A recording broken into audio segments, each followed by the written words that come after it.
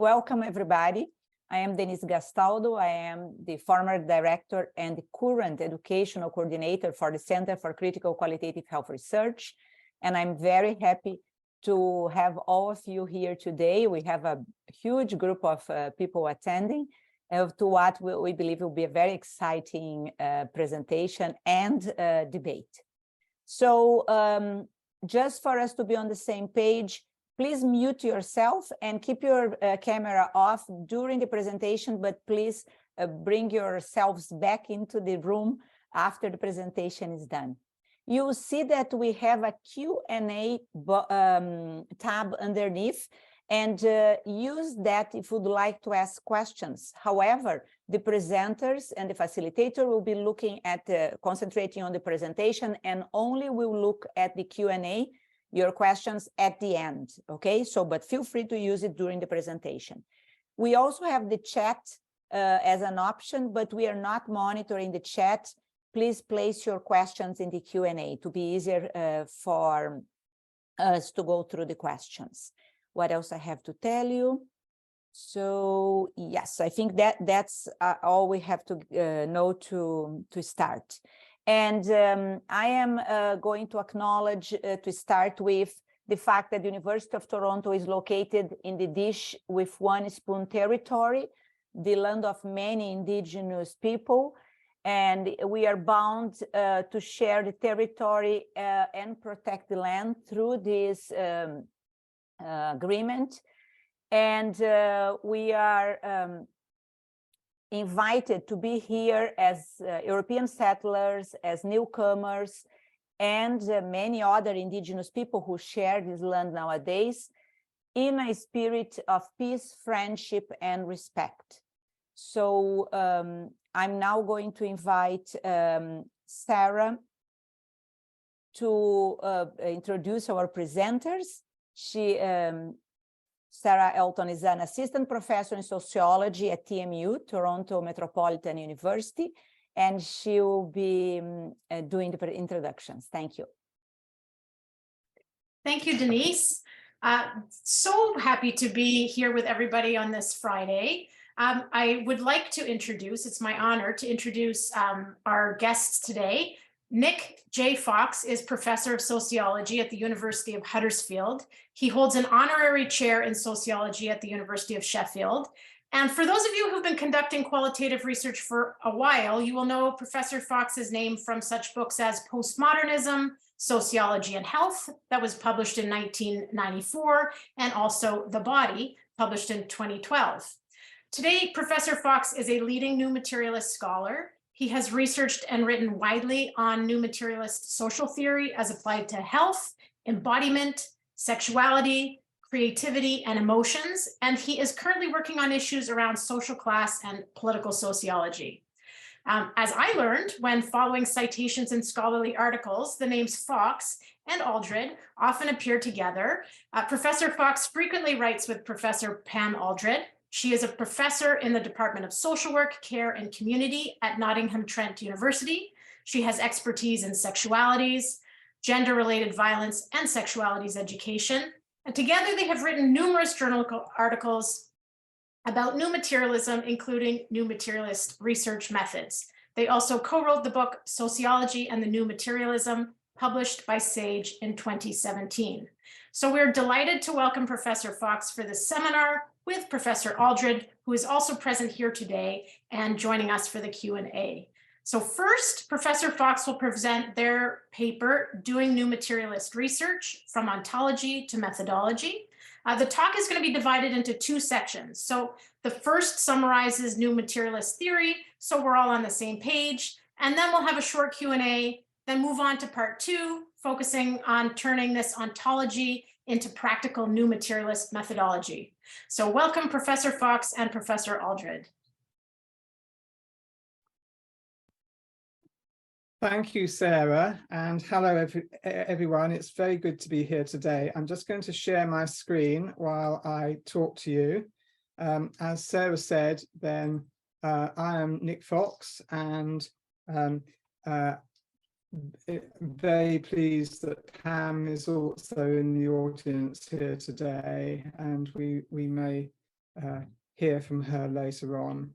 So let me just try and hit the right button to get to the slideshow. So the first part of this talk is going to be an introduction to the new materialisms for those of you who are not wholly up to speed with this ontology. And I'll then take a break for questions of clarification before moving on to the second part, which will actually be an outline of the methodological and methods of social inquiry, which emerge as a consequence of the ontology which was identified in the first part. So there should be plenty of time for questions and comments.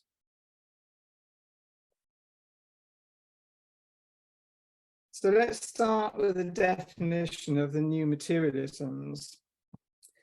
New materialism is a term that describes a range of contemporary perspectives in the arts, humanities, and social sciences that have in common a theoretical and practical turn to matter. And these new materialisms are distinct from the historical materialism, which you're probably most familiar with via the work of Marx, that emphasize human material practices.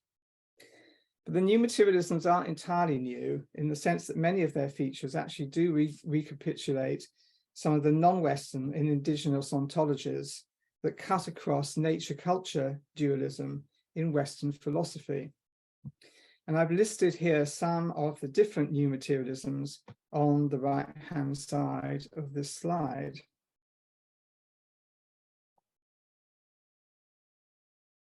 And who are the, oops, I've got two screens open here, so I'm going to keep doing that. Who are the new materialisms? Well, on the left-hand side here, you can see some of the many names which are associated with the particular theoretical perspective. And then on the right are some of the social scientists who have applied these new materialisms to social science. And I've slightly self-consciously added the names of Fox and Alldred at the bottom of the right-hand side. The new materialisms have been most influential within social geography and education, but it's also been widely applied to a range of topics, including health, care, climate change, sexualities, sport, and many other things. And the new materialisms are particularly well suited to topics that cut across culture-nature boundaries. So I'm going to pick out the ideas of four of the leading new materialist theorists in order to elucidate this position. And we'll see those in the next 4 slides. So firstly, the feminist and non-binary scholar Karen Barad has drawn inspiration from their own early work as a theoretical physicist, as well as from feminist theorists such as Donna Haraway and Judith Butler.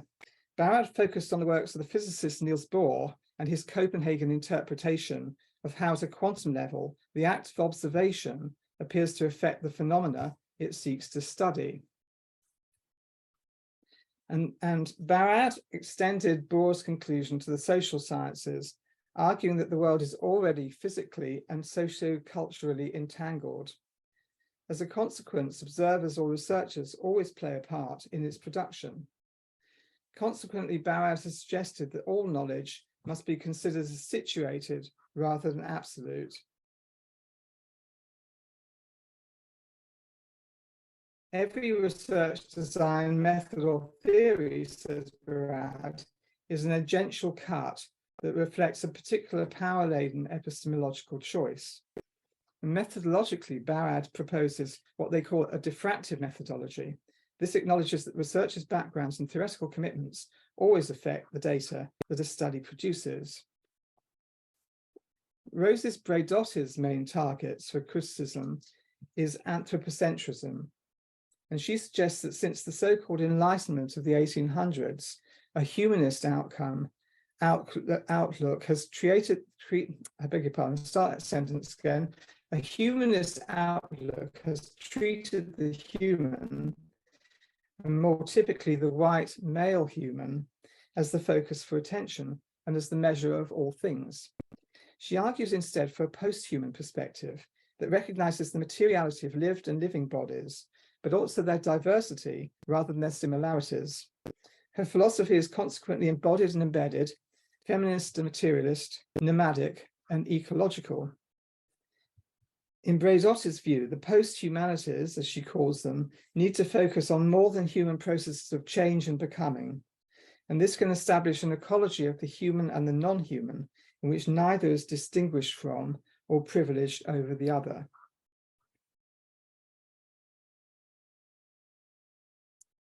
Deleuze and Guattari's ontology reanalyzes the processes of social production based on a conceptual framework deriving from Spinoza's monist philosophy that focuses on everyday interactions rather than social structures and top-down power. Deleuze-Guattarian materialism regards human bodies and all other material, social, and abstract entities not as essences, but instead as fully relational and contingent. These materialities gain their capacities as they're drawn into assemblages, and what holds assemblages together are the capacities of their components to affect or be affected, a capacity which Deleuze called simply an affect. An affect is a becoming, or in other words, a force. It may be physical, psychological, socio-cultural, political, economic, emotional, and so on. The flow of affect within assemblages is consequently the means by which lives, societies, and history unfold, and also the basis for power and resistance. And then finally, of these four, Bruno Latour was one of the founders of actor network theory, a new materialism that's possibly quite familiar to sociologists, particularly those working in science and technology studies. ANT ascribes agency to transient, relational, and heterogeneous networks or assemblages comprising both human and non-human actants. And its recognition of the agency of these actants has been used successfully to explore interactions between humans, technologies, and the contemporary social world. Latour's broader concern has been to criticize sociology's view of the social as a distinct domain of reality. He adopts a flat or monist ontology of the social world, arguing that the task of a sociologist is to explore how a range of human and non-human actants assemble to produce this or that social aggregation. So from these, we can see some common themes, and I can identify four of these in the new materialisms. Most obviously, the new materialisms take matter as their focus, as opposed to texts or discourses in post-structuralism. And human bodies and their practices are always materially embedded. Second, bodies and other matters are not fixed, stable essences, but rather always relational, with shifting and unstable capacities that are context dependent rather than inherent. Third, the new materialisms are post-anthropocentric. They deprivilege human agency and acknowledge the capacities of the more than human to affect or be affected. And finally, they are monist, cutting across sociological dualisms such as nature, culture, and mind matter. So I'm going to look at these latter three aspects in more detail in the following slides. On relationality, because there are no essences, we have no idea what a body can do until we see it in context. I use the term body there, not in the humanist sense, but a body meaning any assemblage which might be non-material, which might be non-human. A seminar might be a body, a kitchen might be a body, of course a human body will be a body. So anyway, so we have no idea what a body in any of these forms can do until we see it in context. So we need to forget entities and focus on relationships. We need to forget inherent attributes, but instead consider capacities which emerge in specific contexts or assemblages. So, for example, different capacities produce a body that might at one time be a student, another a mother, a third a lover, a fourth a rock climber, the fifth a commuter, all dependent upon different contexts. Moving on to post-anthropocentrism, sociology has privileged human agency almost from its inception. By contrast, new materialists recognize the capacity of all matter to affect and be affected. And so, according to some, such as Jane Bennett, matter can actually be seen as lively or even vital. The shift of focus from human agency to the affectivity of all matter cuts across human and non-human and animate, inanimate dualisms. And then monism. Again, sociology has often been criticized for divisive dualisms in contemporary life that fuel privilege and prejudice, such as man, woman, noble, commoner, civilized, uncivilized, normal, pathological. But sociology also has a huge number of dualisms of its own, and I've listed some of those on the right-hand side. New materialism rejects many of these sociological dualisms. And one important feature for social science, beg your pardon, just turn the wrong mouse button. One important feature for social science is the rejection of any idea of social structures or systems as in opposition to human agency. As a consequence, new materialism is often described as micro-political, focusing on everyday material encounters. But this does not mean that it is incapable of analyzing power or large-scale issues such as climate change or international politics. As Sarah said in the introduction, I'm actually at the moment working on political sociology, where obviously one's not just talking about little micro problems. So that's not what micropolitics means at all. So these three core features can be used to design a new materialist approach to social inquiry. New materialist research methodology needs to be relational, post-anthropocentric, monist, and micropolitical. And I'll use these features in the next part of this workshop to design a new materialist methodology. However, I want first to touch on a further aspect of this ontology with great significance for social inquiry.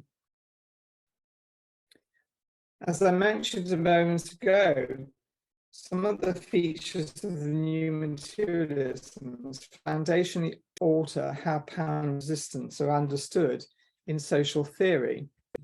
Without structures or systems, power in new materialist theory works micropolitically at the level of the everyday event. And from a relational perspective, there's not an independent or prior human agent pluckily resisting top-down structural power. And this monist ontology has led many new materialist theorists to focus on the forces and affects operating at the level of actions, interactions, and events, and a focus on becoming rather than on being. Politically, this supplies new materialisms with an emphasis on encouraging change and becoming, and a reassertion of what Deleuze and Guattari called minor or minoritarian strains in social life, and countering majoritarian privilege and oppression in favor of the conventionally deprivileged, such as woman, animal, child, person of color.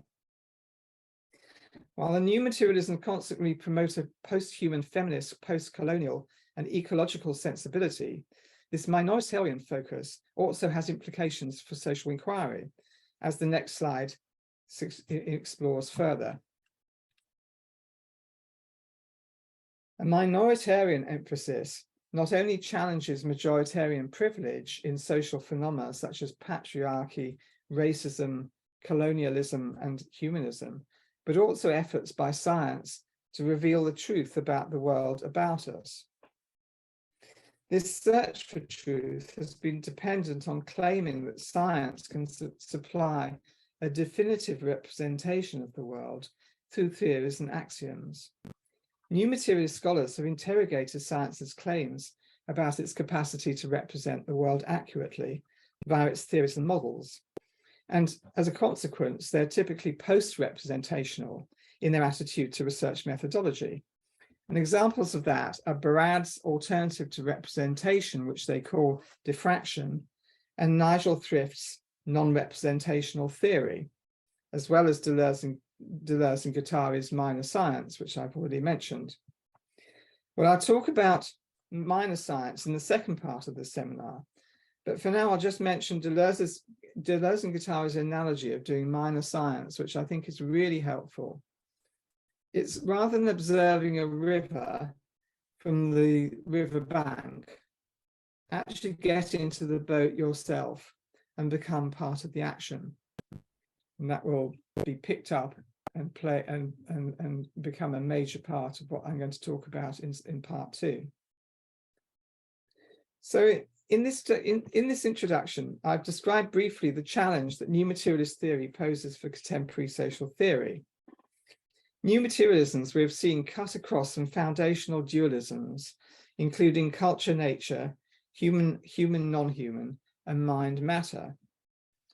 And this ontology impacts very significantly on how we do social inquiry practically.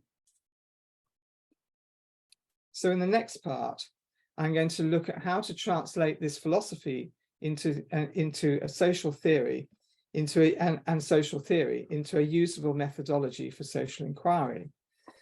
I'm going to outline an ethological toolkit for social science research. I'll explain that in part 2. And then I'm going to go into, in some significant detail, the methods which might be used to do new materialist research. So that's the end of part 1, and I will now stop sharing my screen and invite questions and comments. If you have any questions for this first part, we encourage you to please post them in the Q&A. Well, while we're waiting for people to write their questions there, I do have one that we could start. Something that emerges both from your 2015 article and on a new materialist research methodology, but also from your talk today. I just was wondering, we could just jump right into the dualism, a big dualism in sociology. How do we reconcile the structure agency debate with new materialism in terms of, yeah, well, I'll just leave it there. Yeah, I mean, it's one of the things which I flagged up in the talk is that new materialist ontology really gets away from any idea that there's another level to everyday life. I mean, those of you who are familiar with Marxism will be aware that he talked about an economic base and a socio-cultural and political superstructure. And you can also see this in many different sociologies. You can see it in Durkheim. To some extent, you can even see it when you move into social constructionism, because there's still this notion that we have some kind of underlying reality, and then there are social constructions which are put on top of that, which is, you know, the way that human beings interpret the world. And one of the criticisms perhaps that new materialists had of post-structuralism was that it hung on to an extent with that idea that the world was socially constructed. New materialists instead would suggest that the world is socially produced, but the social, as I mentioned in relationship to Latour, is actually much broader than simply talking about the sorts of things that Durkheim wanted to differentiate from the natural world.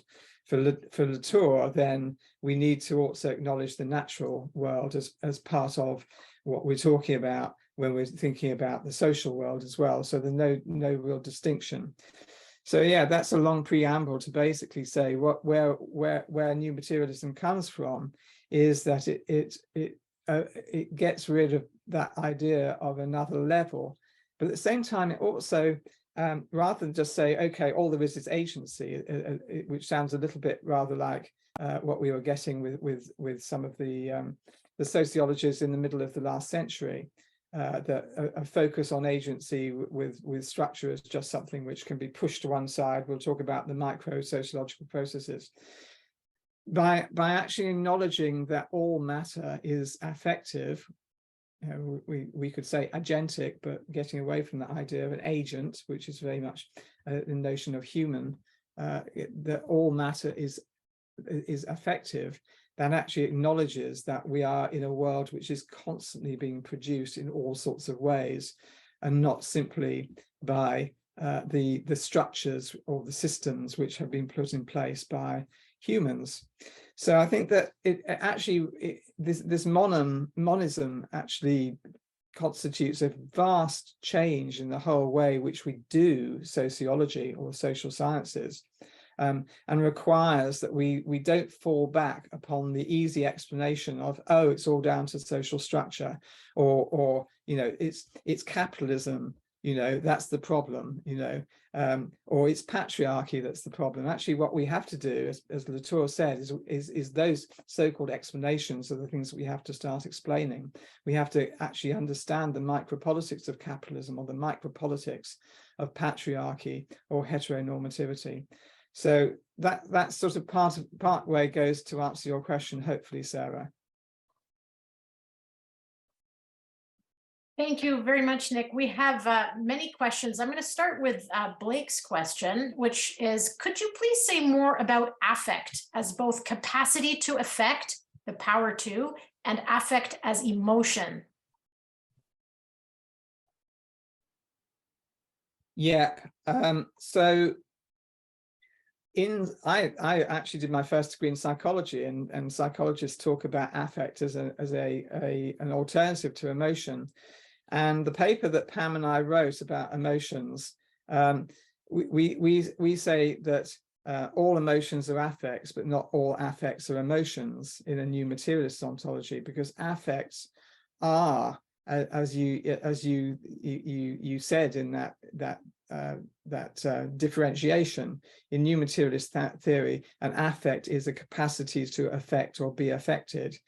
And I said in the talk that an affect could be physical, it could be psychological, it could be emotional, it could be economic, depending upon what is affecting and what is affected. So I've just been writing about commodities as being effective in a marketplace, and actually we can understand that there are physical affects which are associated with a commodity such as steel. Say stainless steel has some capacities which are quite distinct from the materials from which they were made. Stainless steel doesn't rust for a kickoff. It's nice and shiny, so you can make nice things like knives and forks out of it, or even stainless steel washing machines or dishwashers, or trendy things like that, in a nice stainless steel finish. So we can understand affects in that sense, that an affect is a capacity to affect in that way. And the capacities of stainless steel are to do with the fact that it's very hard, it's shiny, it doesn't rust. So I think that's the big distinction. So it's absolutely nothing to do with emotions whatsoever. But like I say, sometimes emotions can be the affects, they may be the consequences. So if you say, oh, that's all a load of rubbish, then it might affect me quite strongly. I might have an emotional response to that and feel quite unhappy or upset or aggrieved or annoyed. Or alternatively, if I feel any of those things, that might actually then affect what I do next, which is, turn the screen off and go away. So in that sense, emotions are affects, but affects are not necessarily emotions. Thank you. We have a very long list of questions. So I'm going to go to the Q&A now, back to the chat, and then maybe in 5 minutes, Nick, 5 more minutes, we go back to the talk, or you tell me when you think we should return. But there are 2 questions that I would love to get to right now. One is in the Q&A. Can Nick say more about why this new materialism is characterized as a monism and not a pluralism, in contrast to a dualism? Yeah, very nice. And actually, Deleuze and Guattari, when they talk about monism, they immediately say the one is a multiplicity. And so it is a multiplicity. I use that rather than pluralism, because pluralism means different things in sociology and has a lot of connotations. So I wouldn't use that, but it is multiplicitous. So what monism does is it doesn't say everything is just one big, glob of stuff. What it says actually is that there is a huge amount of difference within the way that we understand matter, and that rather than identities, we have to think about differences. So it's a good point to make, but I mean, I absolutely go along with that, and I mean, it is on about page 4 of 1,000 Plateaus, I think, that Deleuze and Guattari actually say that. And as a follower, then for me, then it is very much that the one is the multiple. And when we were actually thinking about that, for example, Pam and I have talked about moving away from the idea of the human towards the idea of posthumans. And posthumans are always plural and always different from each other, and they are a multiplicity. Thank you. Okay, another question. Thank you for the overview. Could you please share your view on comments that new materialisms is not really new, given that some of the perspectives are already evident in, for example, indigenous philosophies? Yeah, I mean, I actually said that in my introduction, and it's a very good point. I mean, I think that more and more there is a recognition that for the last 2,500 years, Western philosophy has been dominated by a humanism and an anthropocentrism, which actually privileges the human over the rest of the natural world. And as someone who's a frequent visitor to Australia, then it's very clear that the ontologies, which are actually held by indigenous peoples who are the original inhabitants of Australia, are in many ways using ontologies which actually don't make that separation and don't actually privilege human over the rest of nature. And that it's hugely important to the idea of country in Australia, that a country is not something which is owned by humans, rather country owns humans. That, in other words, that humans are actually part of the environment. And we have talked about that, Pam and I, in our work on environment and on sustainability and on climate change. So the new materialisms are actually quite keen to actually acknowledge that there is nothing new about this. We can also go back not only to those indigenous ontologies, but also to the Epicureans of ancient Greece, who actually also had a very similar perspective on this as well, and actually recognized the affectivity of all matter. So yes, there's nothing new under the sun, as Job said in the Bible, we would wish to make no claims about that. Braidotti actually talks about, and it's now got out of my mind what she called it, not novel, not innovative, renewed materialism. So that's Braidotti's phrase for it, and I would be quite content to talk about renewed materialism. I'm going to try to combine two questions. There are too many to get at right now, but I'll go through them and we can come back to many of them in the second Q&A. But I did want to try to get at, because there's a few questions about the flat ontology. So I'm going to flag them both here. Firstly, the question is, I'm wondering if you can elaborate on the relationship between new materialism and power, if there is a risk of effacing power through its flat ontology, of bypassing differential forms of power by treating actors, materials on equal footing, or how is it, can it be attentive to questions of power, social, institutional, or otherwise? And I want to just add to that, we have a comment that says, I wonder what you might make of the idea that, I'm paraphrasing here, I've increasingly come to the conclusion that new materialism, posthumanism, is not operating under the flat ontology. It claims to operate under a truly flat ontology, would be interested in actual health and aging of non-humans that are subject to the equivalent processes of breakdown, etc. So flat ontology, questions?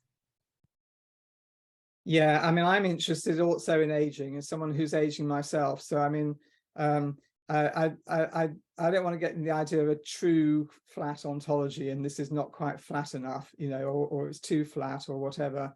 You know, let's not get too hung up on this. What the point about this is to actually say is that we use these tools in order to think differently about the world, which is the way that the Deleuze suggests we use concepts. So the going back to the first part there on power, power and resistance are affects, pure and simple. There is nothing beyond the flow of affects through the social world between material objects, and those are the things that those affects can sometimes constitute what are conventionally called power and resistance. But I think we need to move away from actually talking about those terms because they're so loaded. And actually, if we can hang on to the idea of the flow of affect, then that's actually very, very helpful. I mean, it's very interesting rereading Marx again, as I've been doing over the last few weeks. Then you actually see that he was working with a very similar conception of power to that. The first 150 pages of volume 1 of Capital is actually devoted to circulations of matter, and there's a very strong sense in which if Marx was writing today, he would actually go along pretty much with the new materialisms, because actually what it has done is it's just taken one little slight further twist away from his idea of a metabolic notion of the way that commodities and other matter move around and the affects between them. So I think that's the way that I would approach this, is to say that let's not say that new materialism doesn't allow us to do power and resistance. What it does is it allows us to do it in new ways. And it does it by actually thinking through those flows of affect, which actually constitute everything that humans do, everything that the natural world does. Thank you, Nick. Shall we proceed to the second part and we'll return to Q&A? Yeah, absolutely. Thank you very much for those really, really great questions. Hopefully we can, in part 2, we'll not recapitulate those ontological issues, but perhaps we can address some of the applications. So I'm now going to share my screen again, and if I make sure I got the right one there, and hit the right button.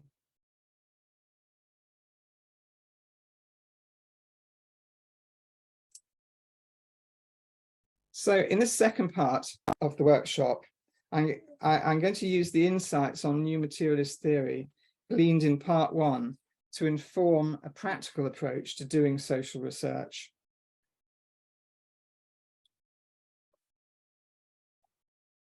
Well, we can define new materialist research as research that applies the core themes of a new materialist and posthuman ontology, as identified in the first part of today's talk. First, the research will have a relational as opposed to essentialist or individualistic focus. Second, it will be post-anthropocentric, acknowledging the affectivity of all matter rather than focusing on human agency alone. And third, it will be monist, cutting across dualisms identified such as nature, culture, mind, matter, structure, agency, micro, macro.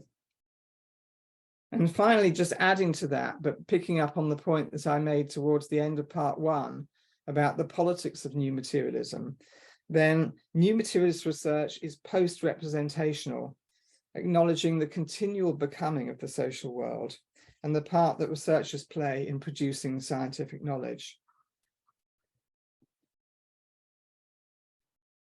However, there's a great difference between philosophy and social research. According to Deleuze and Guattari, and I mentioned this in response to one of the questions just now, the aim of philosophy is to create concepts with which to rethink the world. But they also argue that a philosophical concept does not assess a specific setting or event, but instead aims to encompass a breadth of events. Well, social science, as we know, has a different objective. It seeks very much to address specific events and aims to use the research tools at our disposal to discern and make sense of data deriving from that particular moment and place. We also believe it's important that social research can change and improve the world by informing practice, policy, and activism.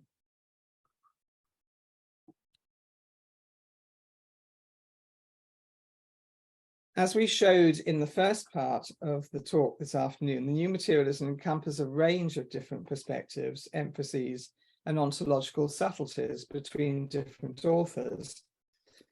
So it's then not surprising that when social theorists have attempted to turn their philosophy into methodology, there have been disagreements about how to actually do new materialist research. And we've listed a few of these disagreements on this slide. Some are mutually exclusive, like the polar opposition between Manuel de Landa's realist ontology and Karen Barad's extreme relativism when it comes to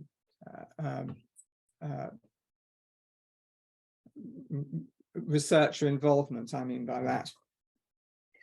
And post-qualitative researchers regard interviews as a method of social research which is irrevocably humanist. But others, such as myself and Pam and other people who are using a Deleuzian perspective, see them as a useful source of data. And Elizabeth St-Pierre has abandoned any kind of new materialist methodology, requiring each researcher to develop methods based on their own reading of theory.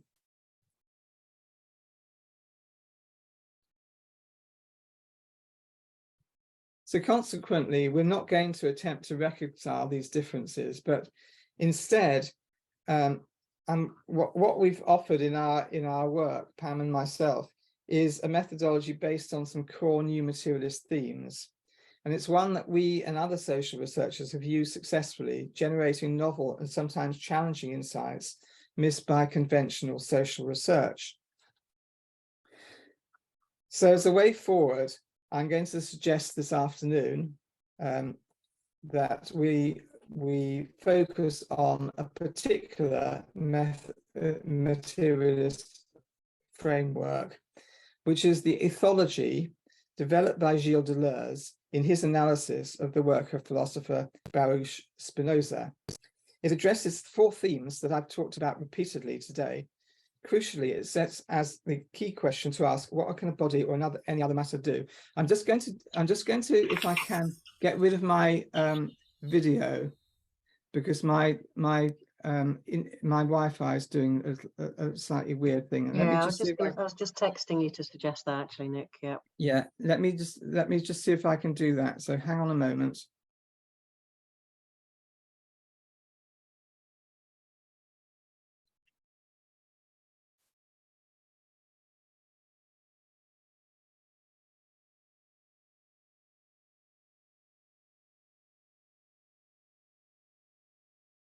Yeah, can you actually still hear me, Pam? Can you still hear me? Yeah, I can still hear you fine, but can still see you too. It's probably because you're spotlighted. Okay, all right.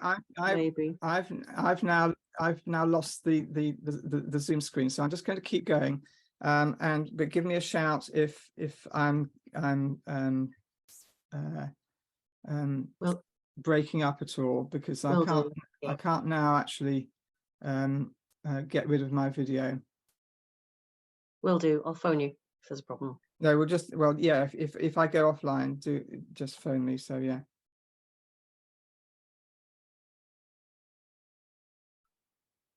I need to just get back now to the screen that I was in. Double so click. It's a slight problem. Double click.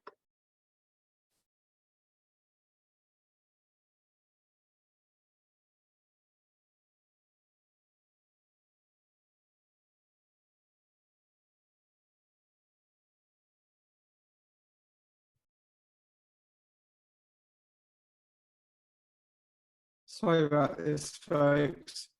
Right, I'm going to keep going, and hopefully everything will be all right. But I've actually lost the Zoom screen, so I'm going to be doing this sort of slightly blind.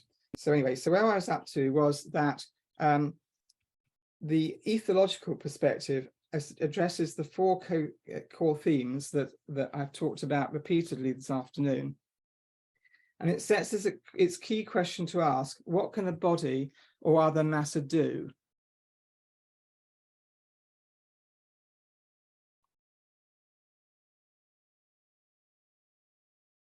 So ethology is actually quite simple, and it asks four questions. It comprises four concepts, which I'm going to unpack in the next slides.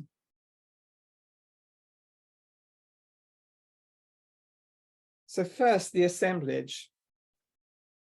Events and interactions are assemblages of human and non-human matter, according to an ethological perspective. And Deleuze actually rather confusingly called these entities relations, and I shall stick with that Deleuzian way of thinking about them. Relations assemble because of their capacities to affect each other. And we look at affects in the next slide. Assemblages are a kind of chaotic network of habitual and non-habitual connections, always in flux, always reassembling in different ways, according to Annie Potts. So, for example, as I mentioned earlier, this seminar could be regarded as an assemblage, which emerges from interacting capacities of speakers, audience, the university that's hosting it, the virtual spaces, which we're using more or less successfully, my Wi-Fi, which is struggling at the moment, and all the other relations which are specific to this particular event. So it's assemblages that actually produce the entirety of the world and everything in it. So moving on then to affects. It's a matter's capacity to affect or be affected that assembles it with other matter. And as I said in the reply to the question, it's nothing to do with emotions. All matter is affective, so affect replaces agency in social theory. And affects can act in all the ways described on the right-hand side of this slide. So I'll just let you read those for a moment.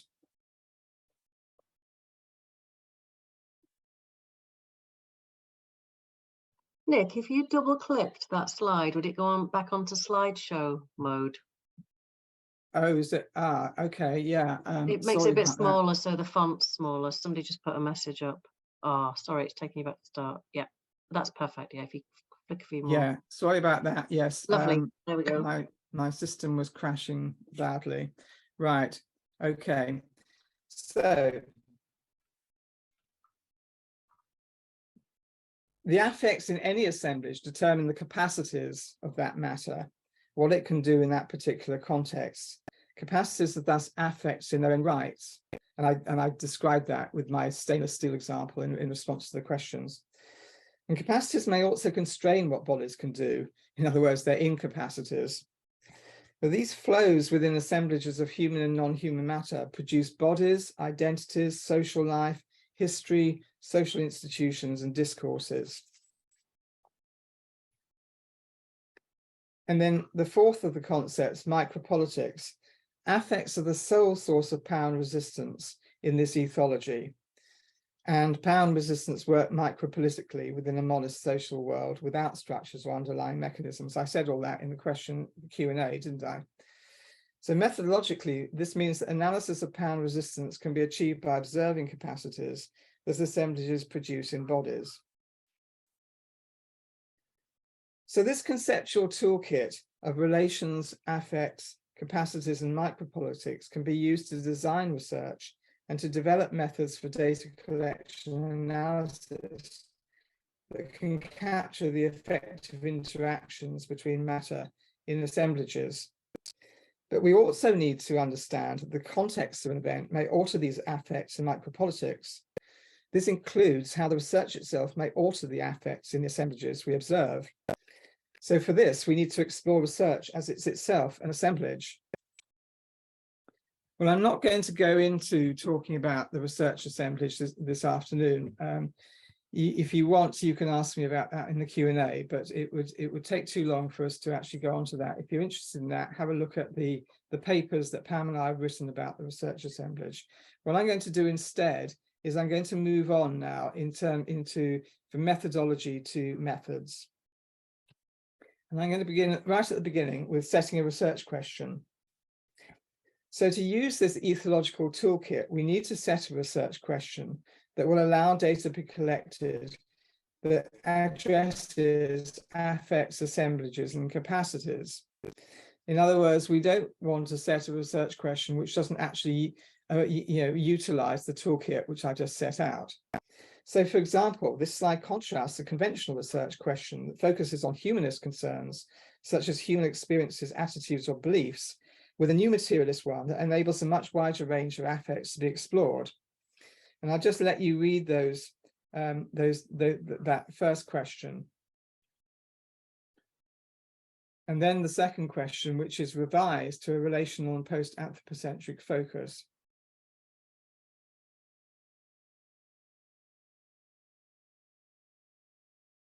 So as an example, I'm going to use an example of a recent paper by myself and Tatiana Gavrilyuk that explored non-human matter and relative disadvantage among young Russian workers. And looking at the research question, these were the research questions which we asked, and I'll just let you read those.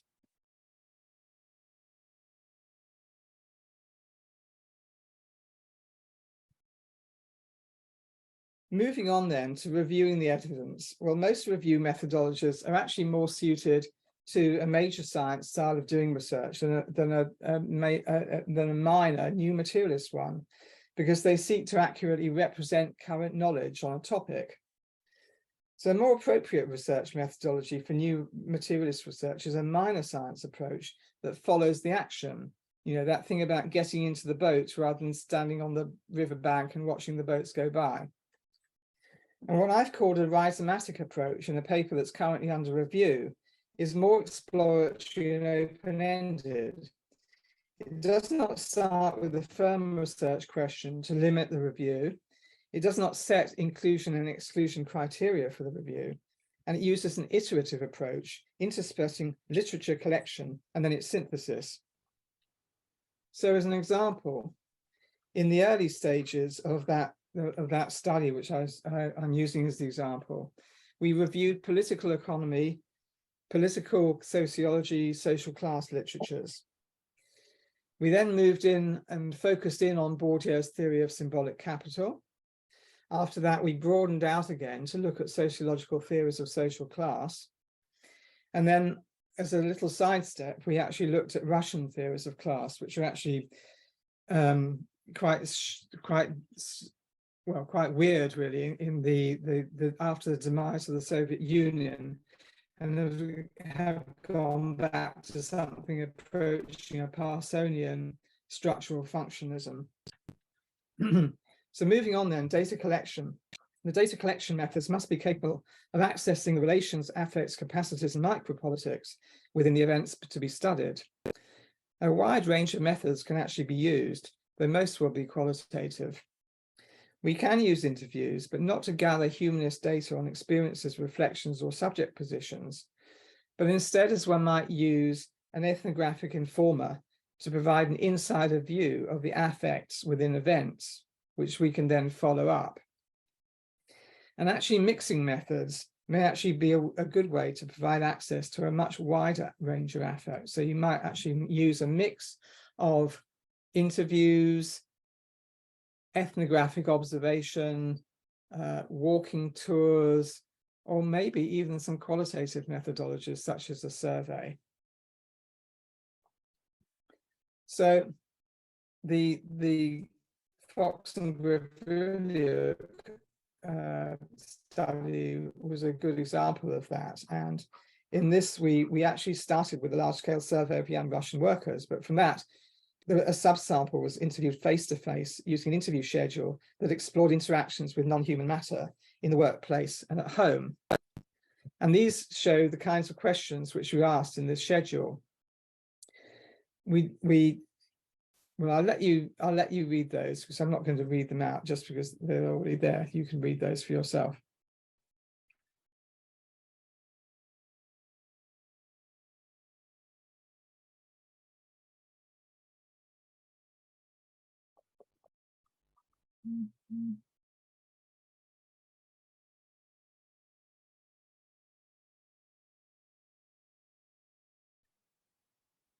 Pam's just told me that I need to give you longer to read what's on the slides. So hopefully you've read that now. Yeah, that was fine that time, thanks.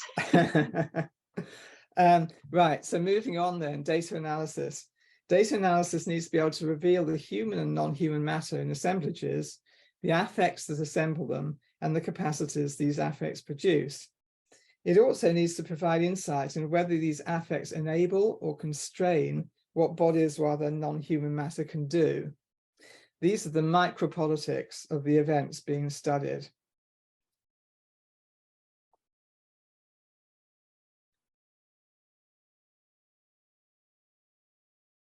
So I want to show you now an example of a coding schema which would actually use the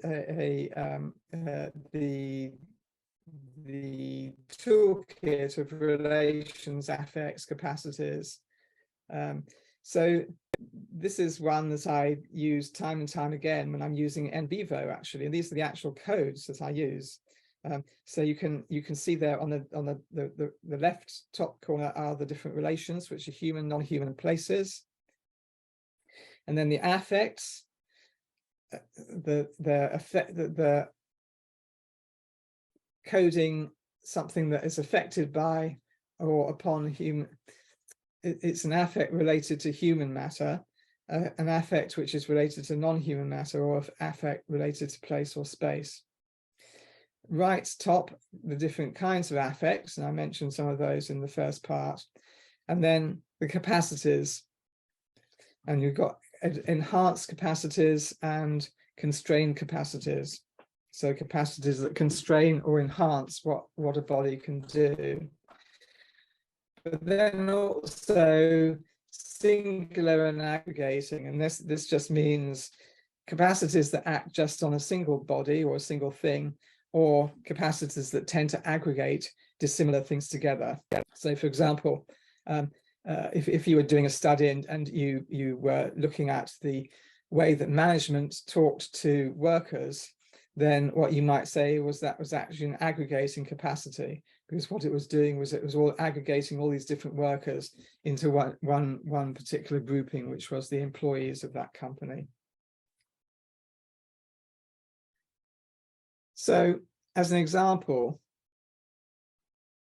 this is what we use to code the interview transcripts using a coding frame similar to the one that I've just mentioned. We looked at the human and non-human relations in the work environment, how these affected workers, the capacities produced in bodies by these affect economies, these flows of affect, and how in what ways these capacities constrained or enabled bodies. And that was very important for this particular study, because it actually showed how these capacities generated advantage or disadvantage, and actually contributed to some of the phenomena which are traditionally called social inequalities. And then moving on to writing up research findings. Well, you can use the coding frame, which I just showed you a couple of slides back, to actually structure how you write up the research report. And this slide summarizes a number of different strategies. These are different strategies that have been used by the workshop leaders, by Pam and myself, in other words, to report the data. Again, I'll let you read those, and I'll give you lots of time to do that.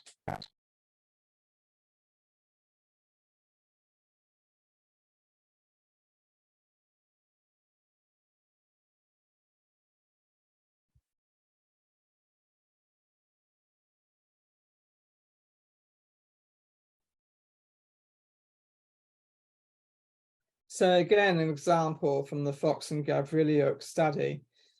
We structured that into 4 subheadings, and we reported the human and non-human matters in the workplace, how this matter affected workers, the capacities produced in them, and the material production of disadvantage.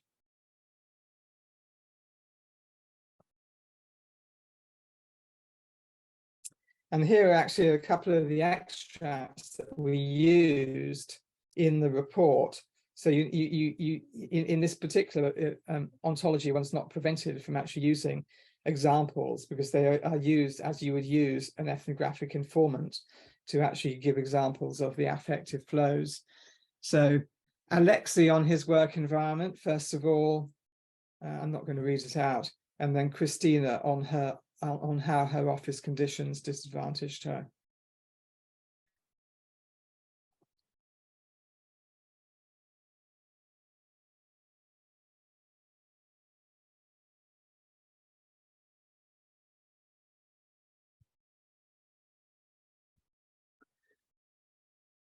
So that comes to the end of part 2, and we've set out here an ethological methodology. It's a minor science approach that follows the action in the everyday events that constitute social life. As a methodology, it takes the opportunity to apply a range of methods of data collection.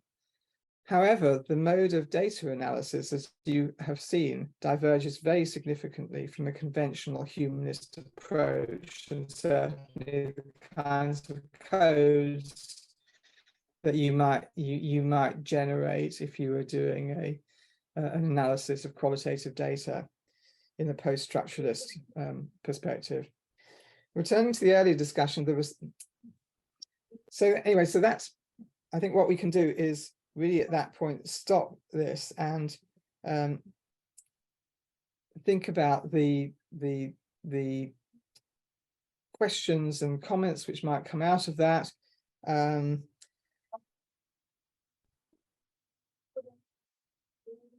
going to stop at that point because I'm still struggling with my technology a bit here, and I'm trying to find my Zoom screen again. So hopefully I can now stop sharing this and you can get back to the Zoom screen.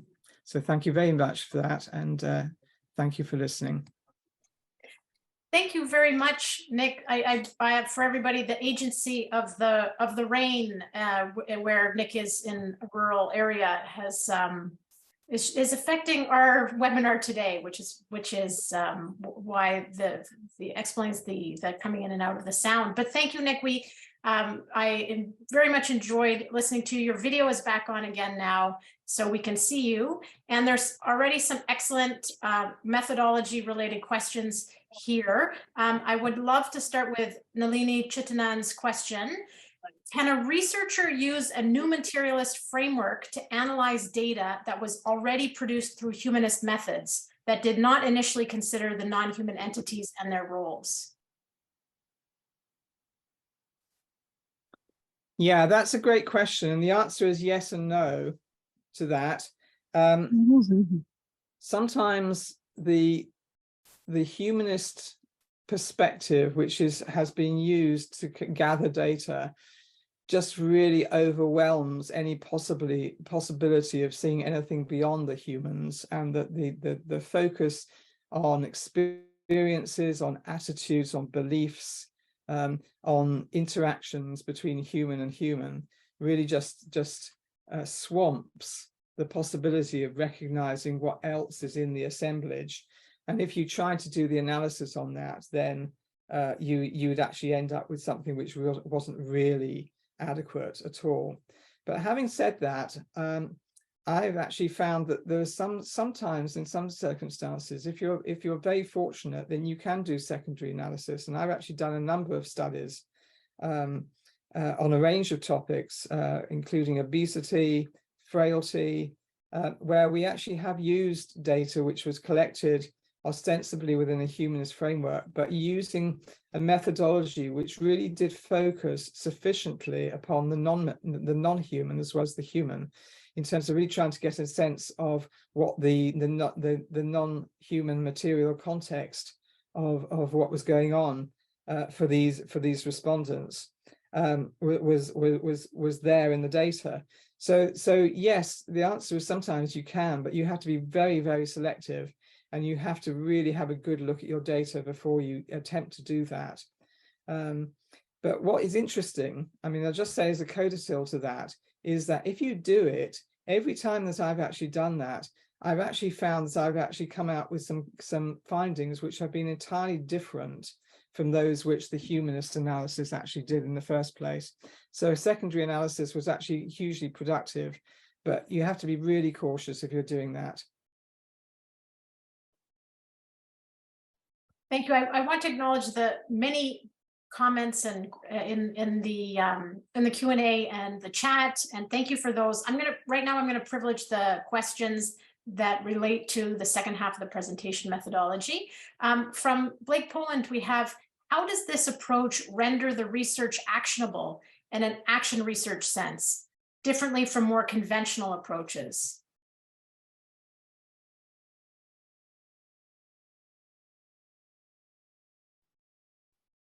How does it render the research actionable? In other words, what you conclude from that, which would actually enable you to make propositions about what you might change? My view is that it allows you to see things in the data which may not be immediately obvious, and so to actually suggest some quite novel propositions about the practical significance and the consequences of the analysis. One has to be cautious, because as a minor science approach, then one is not attempting to represent the world in the way that a major science approach would. So that's the constraint upon that.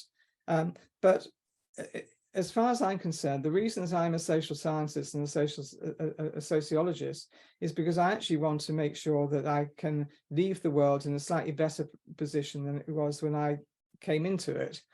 And so it's absolutely important to me that there are practical implications of research. And so what one has to do is one has to, when one is making suggestions or recommendations or suggesting actions which might follow from the conclusions of a new materialist study, what one has to do is to acknowledge the contexts of the data which was gathered, perhaps to an even greater extent than one does normally with social research, but also recognize the way in which the research methodology and methods also have an impact upon the findings which are produced, and to acknowledge that, and to recognize that sometimes some of the methods that we use actually can be significantly biasing upon the findings that we conclude. So those are all things which I think that as social scientists we should be putting into our research reports anyway, in terms of limitations. But it actually exacerbates that in terms of recognizing that if you follow the action as opposed to try and represent it, then obviously one is involved oneself, one is part of the action. Denise Castaldo's question bounces right off of this. Are participatory methodologies intrinsically humanist? She writes, I'm thinking about CBPR, PAR here. And I should say action. Sorry, I don't know what those acronyms Yes, I realize mean, that. actually. So participant action research, participatory action research, and CBPR, community-based. Community-based. Thank you. Thank you. Participatory research.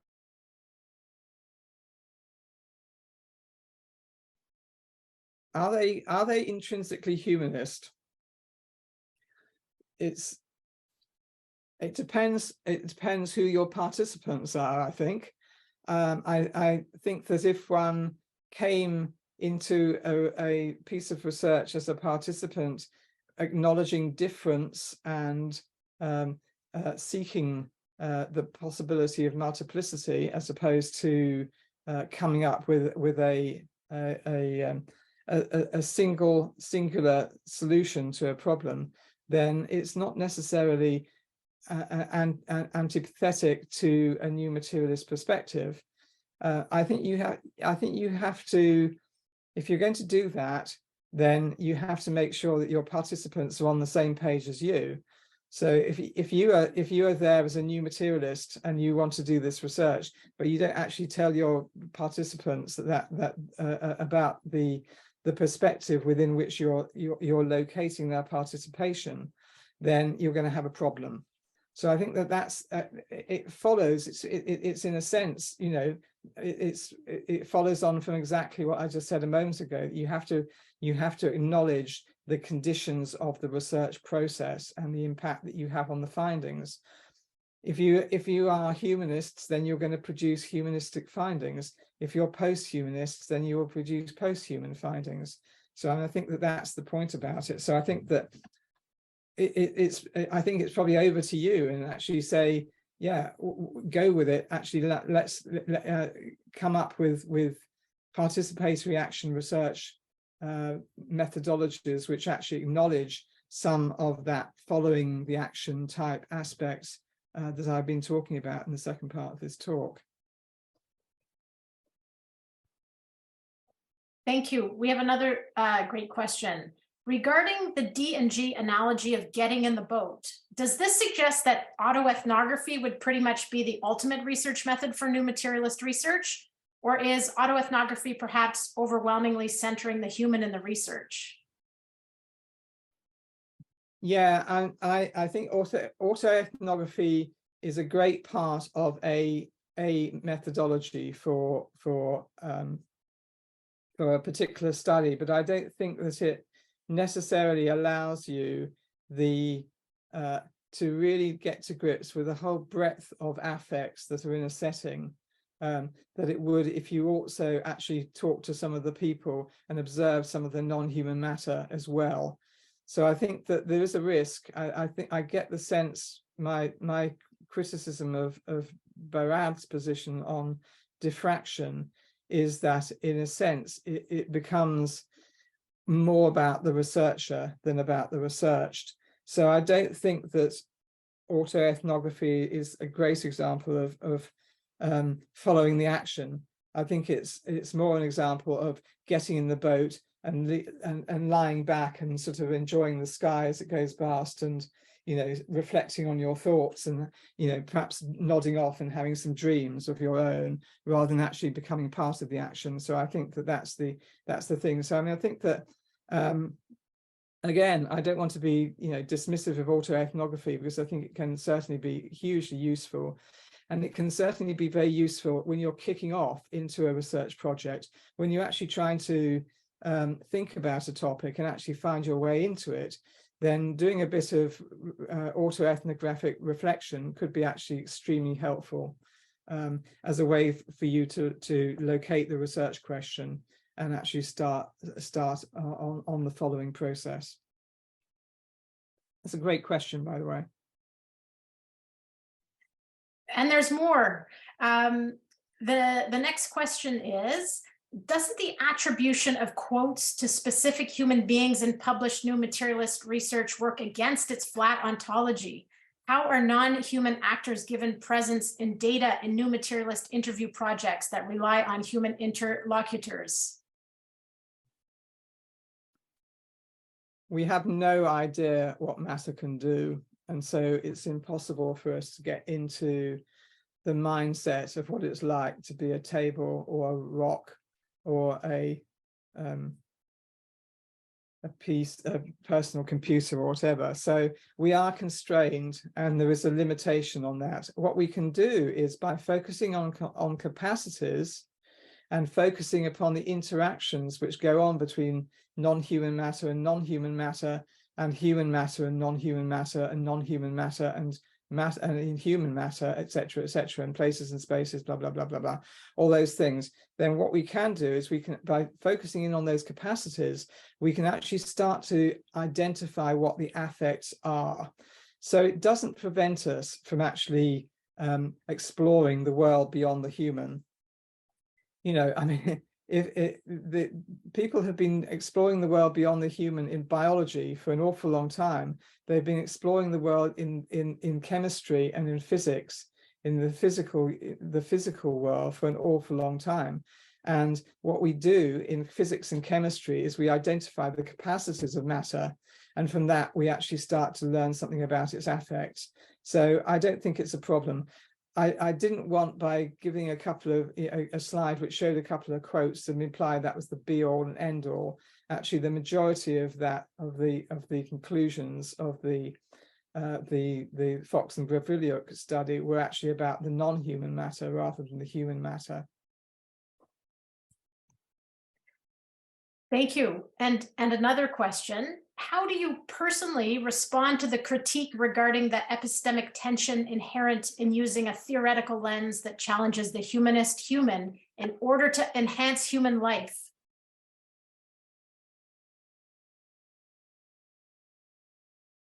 I think you need to read that one back.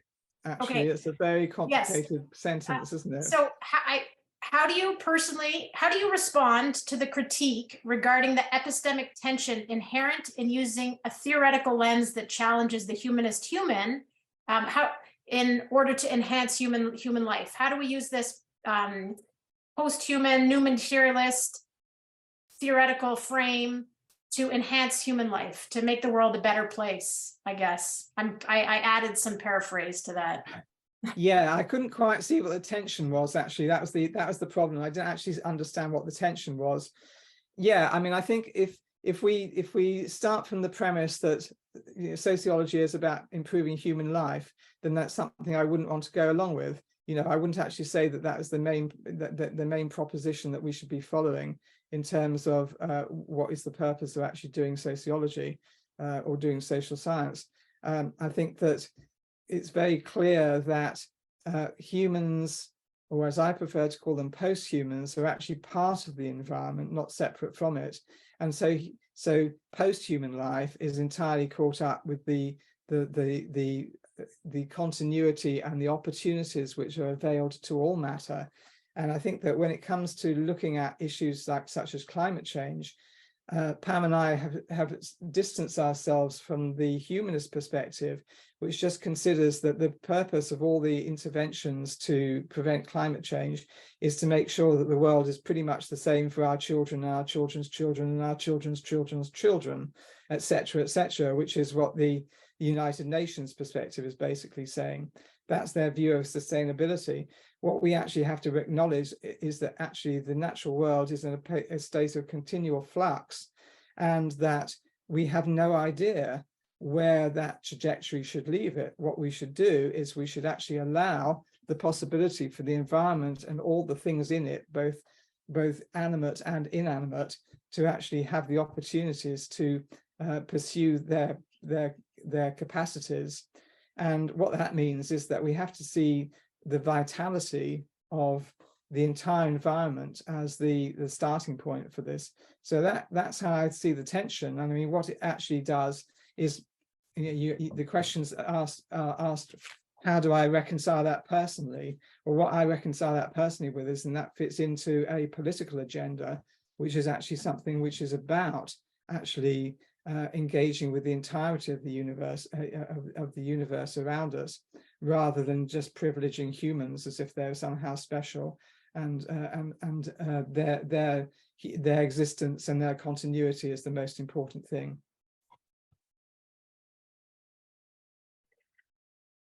Thank you, Nick. There's one question from the previous Q&A that I'll pose now, just because we have only a few minutes left, but it would be good to get to it. I'll read it out. It says, in your brief remarks about your current work, specifically your remarks about not simply doing micropolitics, you seem to re-invoke the dualisms that new materialist philosophy problematizes.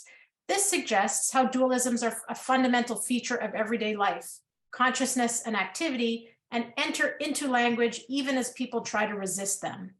Does new materialism orient to dualisms as a constitutive feature of experience, the social, whatever you want to call it, and acknowledge that in its analysis or its primary orientation to overcome, eschew, or move beyond dualisms? I think the last question might be easiest if you're not reading along. Are all dualisms categorically bad? I think we have to differentiate, first of all, between the dualisms which are being produced that in the social world that we are seeking to critique, and maybe some of the concepts that we use in order to critique them, which may invoke from time to time a dualistic sense. One could actually say, well, let's think about Deleuze's dualism of capacity to affect and capacity to be affected. And I mean, I think there's a dualism like that is actually quite helpful because it acknowledges a relationality.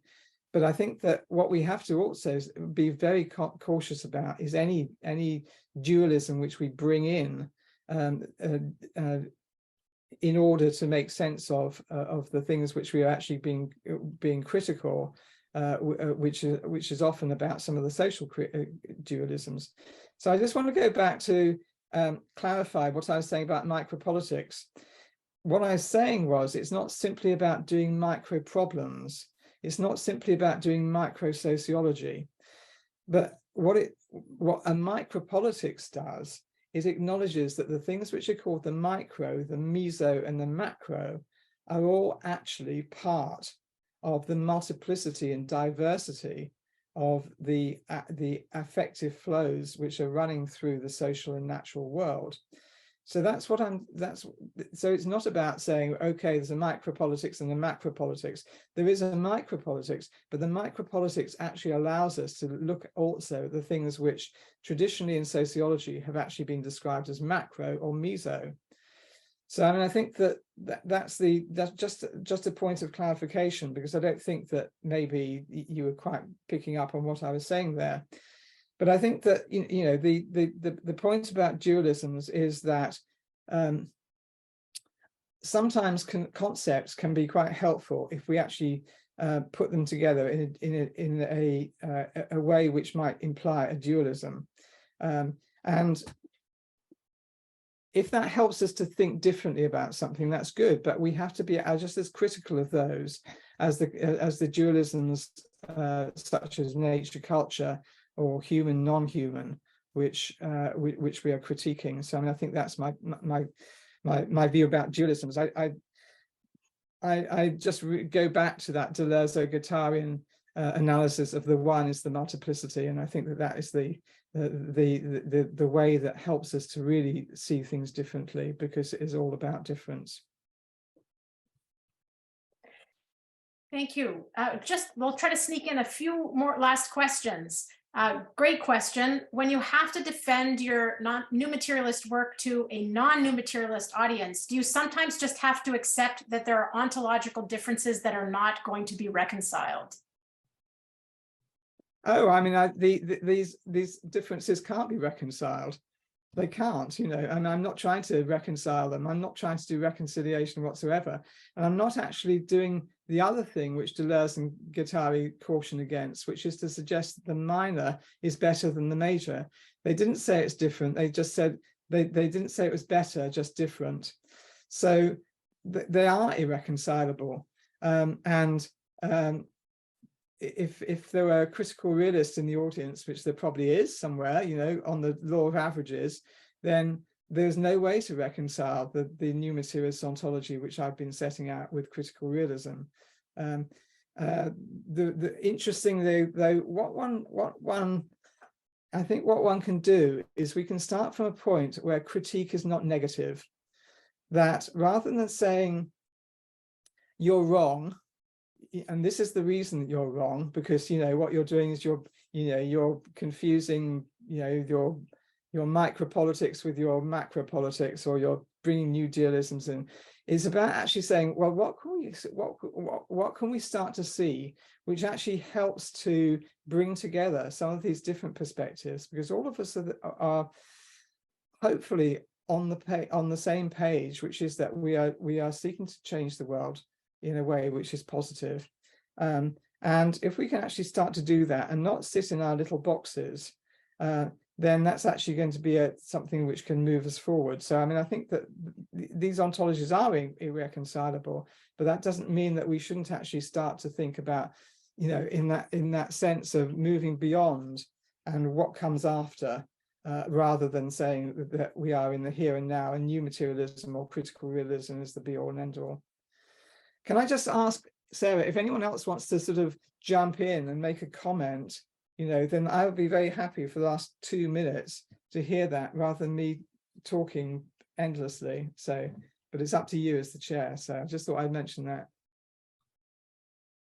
Yeah, yes, if we're just coming up right to the top of the clock, but Denise? No, okay. I was, if anybody else would like to say anything, Pam? No, we are at time, aren't we? I mean, there's great questions. There are loads of great questions in the chat, and I was just hoping that they wouldn't all disappear without chance to read some of them more. Lots, especially about the integration of different approaches with each other, and, you know, a kind of how much purism you need theoretically, etc. So lots of questions about hybridizing or even drawing across different theorists and things. They're great. Yes, can we Yeah. try and save those Q&A perhaps? I'd be very interested to read those. I haven't been looking at the Q&A. Yes, we are going to save and send them to you, definitely, Nick.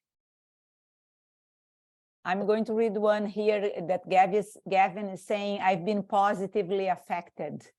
So this has been a very stimulating conversation. Really, really, like reading the Q&A and the chat shows how much people have enjoyed and, you know, engaged intellectually. Well, thank you all very much for being here, and thank you for inviting us. Just to say that none of this would have been possible without the Fox Alldred assemblage, and that it is very much that this is our work which I'm reporting this afternoon. I just happen to be the person who is going to present it, but you know, it is very much a joint enterprise and has been for something like 10 years now. Thank you very much. Thank you, Sarah, for being our moderator today. Pam and Nick, thank you very much for your time and your great disposition to, you know, to engage. And this will be remembered in many ways, in many classrooms, you know, and in other spaces. And of course, I'm going to remind everybody, well, first, thank you everybody for participating today. Second, for those of you who teach or who like to watch again, we are going to be posting pretty soon. And we are going to share online also the link for the YouTube channel so that everybody can have a look if they would like to watch it again. So again, thank you all, and thank you for the presenters. Thank you, Denise. Thank you, Sarah.